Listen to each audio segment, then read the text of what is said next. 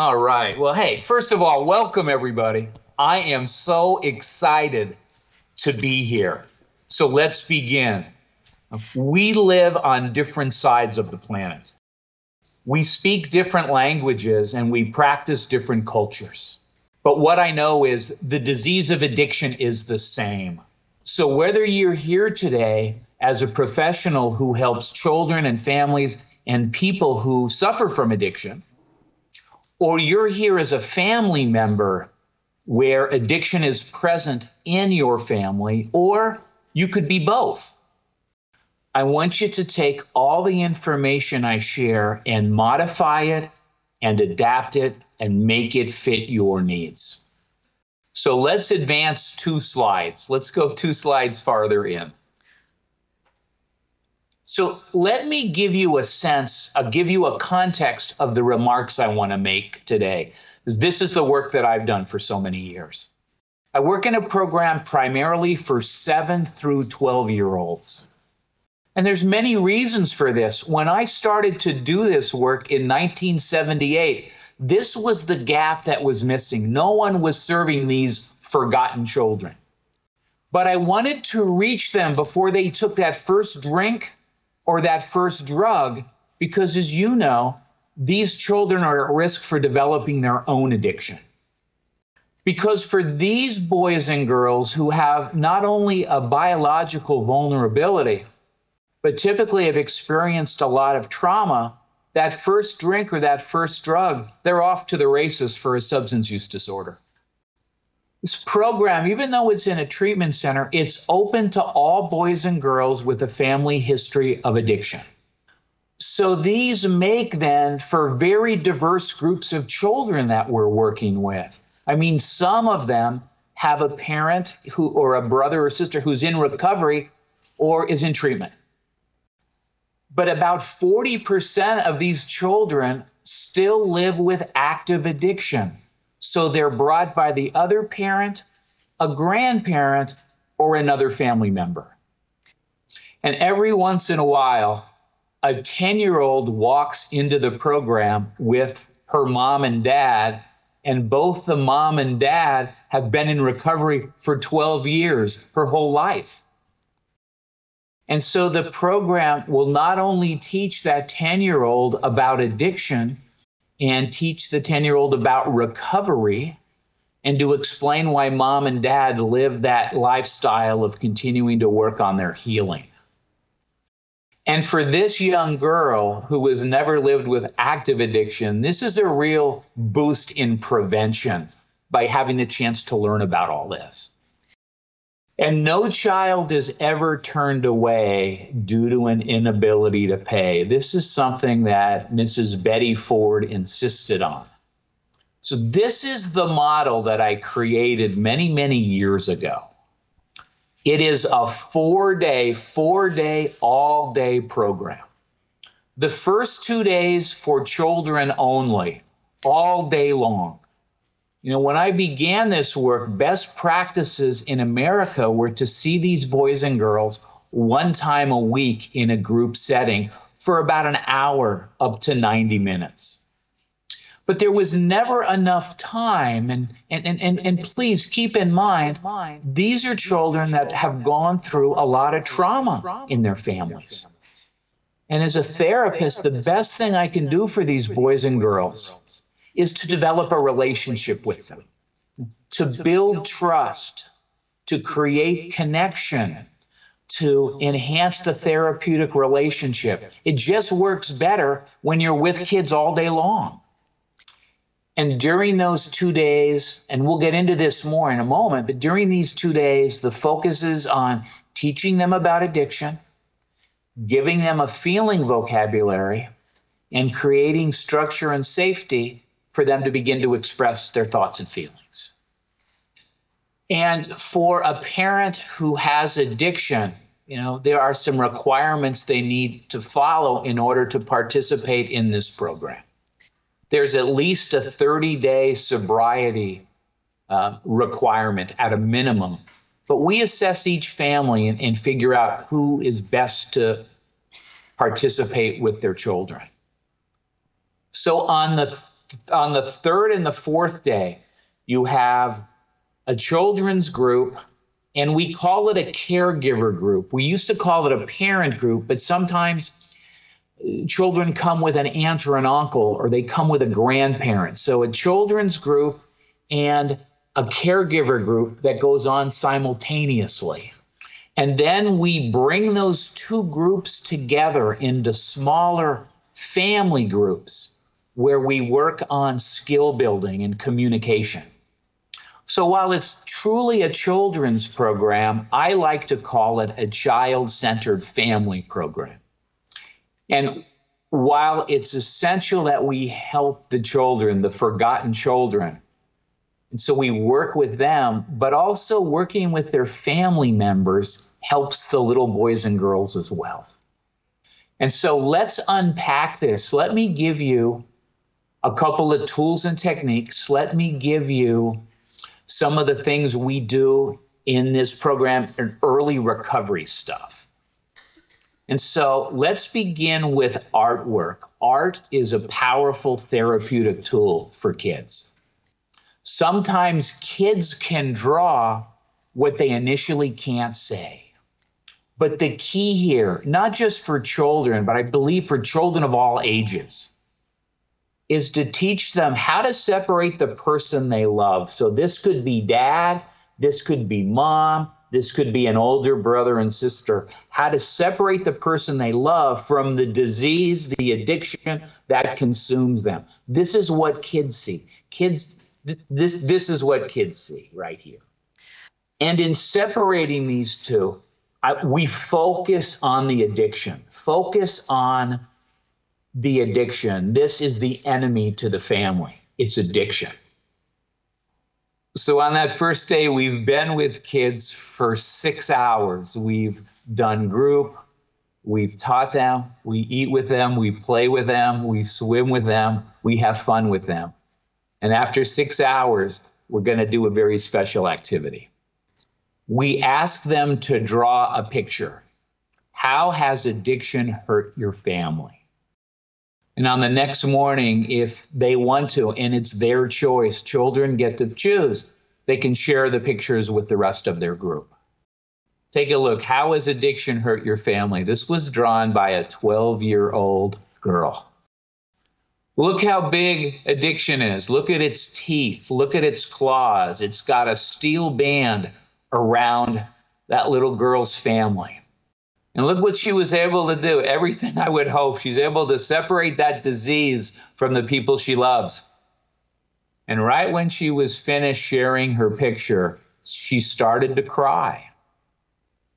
And she said, Jerry, look, addiction has my sister, addiction has my mom, and addiction has my dad. The other boys in the group started to tear up too. And she looked at me and said, am I next? Is addiction going to get me next? How has addiction hurt our family? You see, there's a picture of the family. The artist here is that 10-year-old boy. You can see him with the blonde hair up at the top. So here's a family that loves one another. And then there was a terrible car accident, and the family got torn apart as a result of it. Dad went to jail. Mom went to the hospital, seriously injured. And the 10-year-old boy who drew this picture said, addiction has torn my family apart. I hurt. And he said, my heart hurts. So sometimes the power of artwork, it just makes such a huge difference, because kids can identify and relate to other kids and know they're not alone. So what we know, but it's always so important to remind ourselves, is that addiction affects everybody in the family. And unfortunately, in America, these children are the first hurt and the last helped. And I think my travels have taken me to 25 different countries around the world, and it's the same thing there. Kids are the first hurt and the last helped. And has that been the case for all of you there in Hungary? Are kids the first hurt and last helped? It doesn't have to be this way. My goodness, this is the 7th annual Forgotten Children Conference. So what you were doing is you're no longer forgetting these boys and girls who often suffer in silence, who are often invisible. And in the process of helping these boys and girls, we try to interrupt the multi-generational cycle of addiction. Because what I've seen is addiction gets passed from generation to generation to generation. And it's not just the addiction that gets passed along, it's also the trauma and the mental health issues. And it's also the violence and child maltreatment. This must stop. Learning about addiction.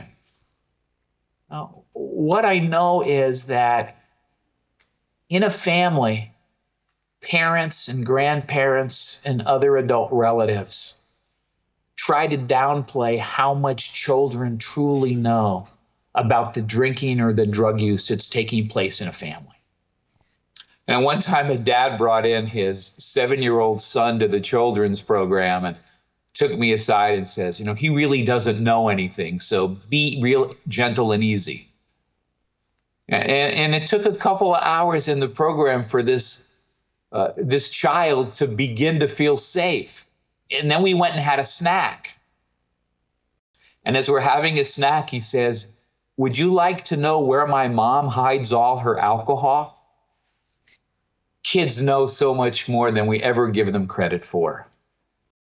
But sometimes the mistake that gets made is no one explains to a child about what's going on at home in an age-appropriate, developmentally appropriate way. And when kids experience trauma and in growing up in a home with addiction, wow, it's there in so many forms. But when kids experience it and no one tells them about it, what I see is boys and girls make up a story for it to make sense. So here's this 9-year-old, and she has both a mom and a dad with addiction.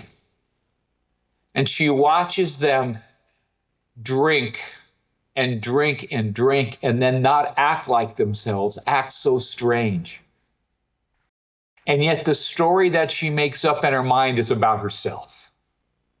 And part of that is just developmentally, little kids see themselves as being the hub of the universe.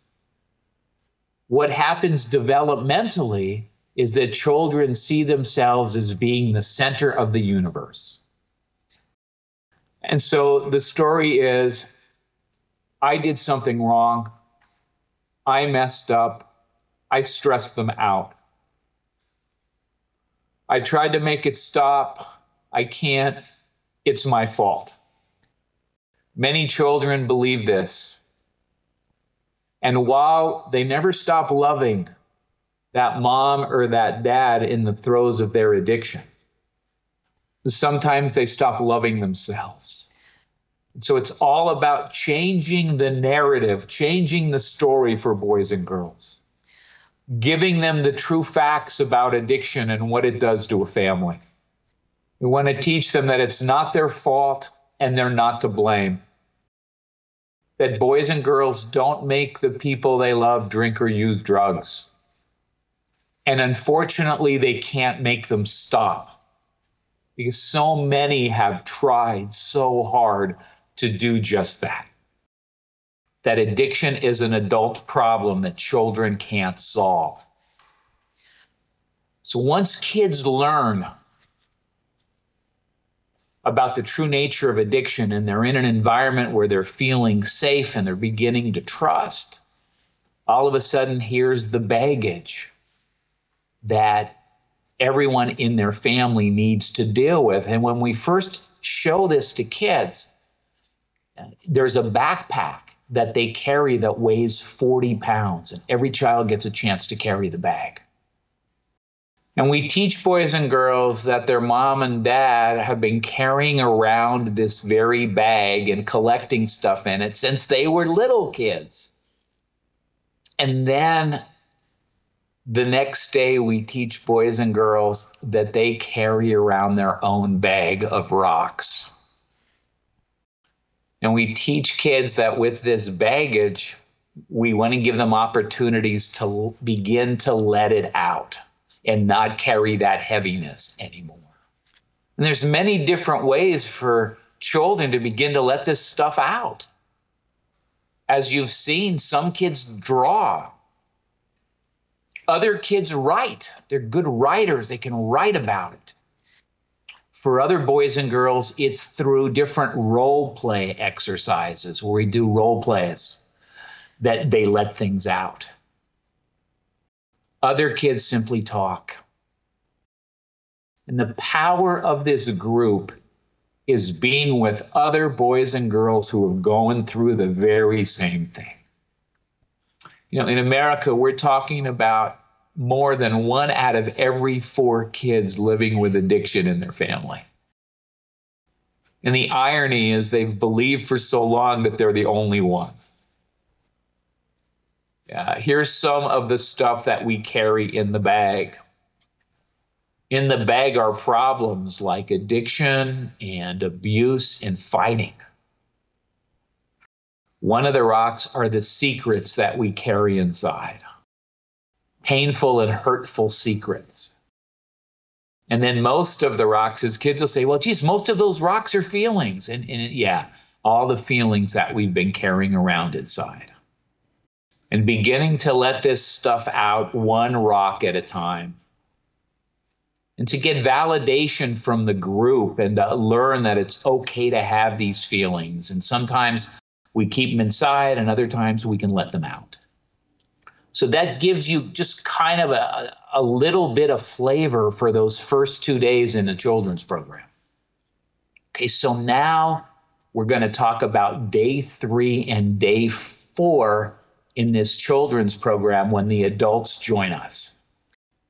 You know, remember that at the end of the first day, kids drew a picture about how addiction has hurt their families. At the end of the second day, boys and girls write a story of this is what happened to my family with addiction.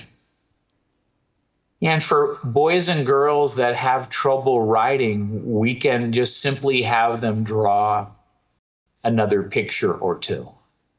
And we try very hard to make the program fit the kids and not make the kids fit the program.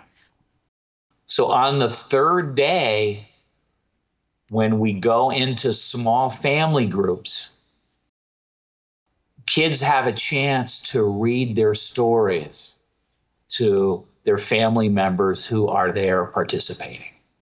In both the children's group and the caregiver group, we spend a lot of time preparing everyone for this exercise. We tell both groups that addiction loves it when people stay silent and don't speak the truth. And I'm sure you can imagine as I'm describing this, what an emotional process that is. You know, for many, the first time they've ever been able to talk about this stuff in recovery. It's important to note that the adults are touched emotionally just as much as the children are. And in all the years of using this model, about 75% of the adults who participate in this children's program also grew up in a family with addiction. A dear colleague of mine calls these adults yesterday's children that no one helped. So let me give you an example. So there was a 10-year-old girl and her dad had recently gotten out of a treatment center and brought his little girl to the Betty Ford Center to do the program. He'd been sober a little over 90 days.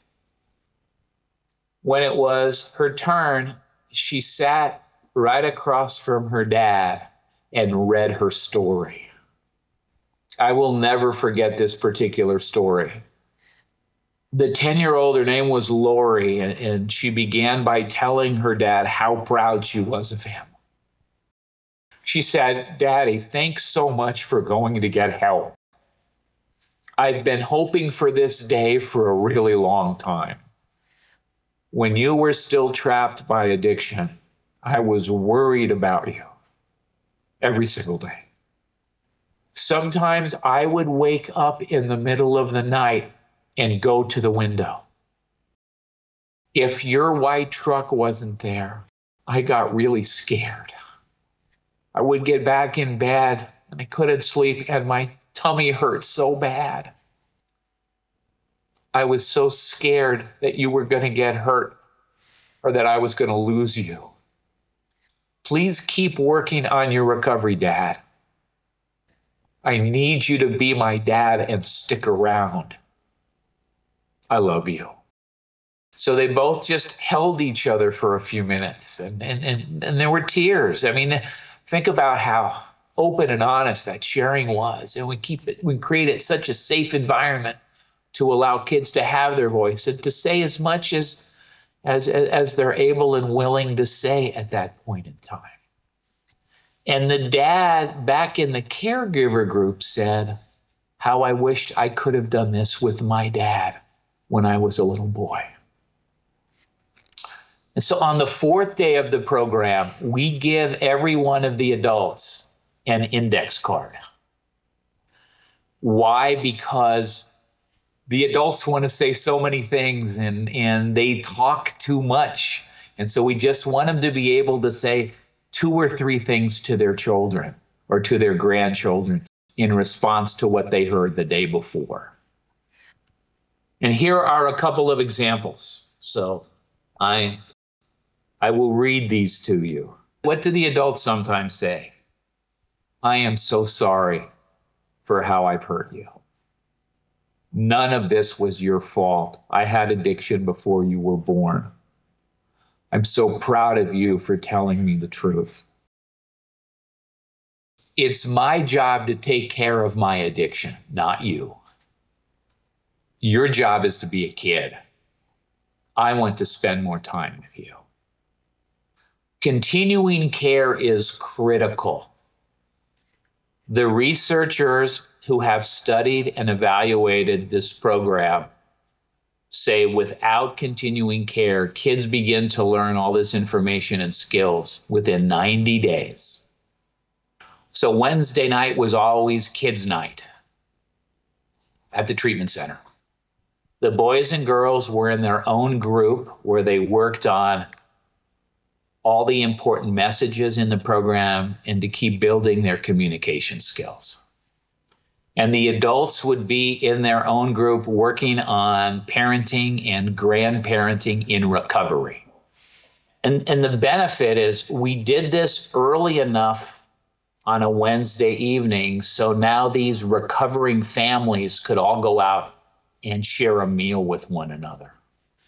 And the importance to hang around other families who are also working on the same issues and the same difficulties creates quite a support system. And so in summary, let me make this one important point. So hopefully we've given children and families 3 important things for them to build on.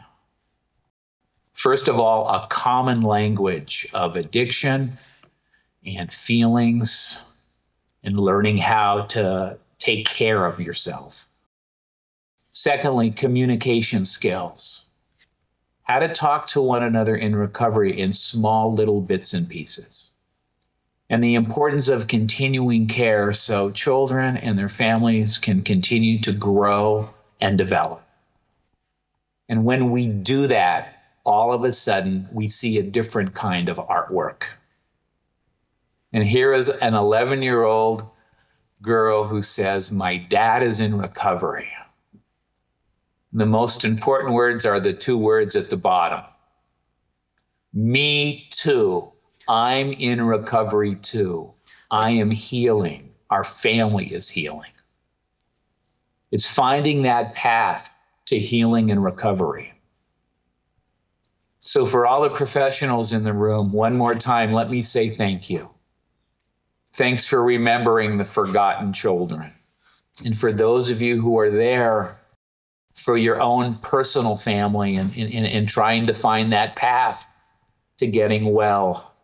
You know, I promise I'll keep you in my thoughts and prayers.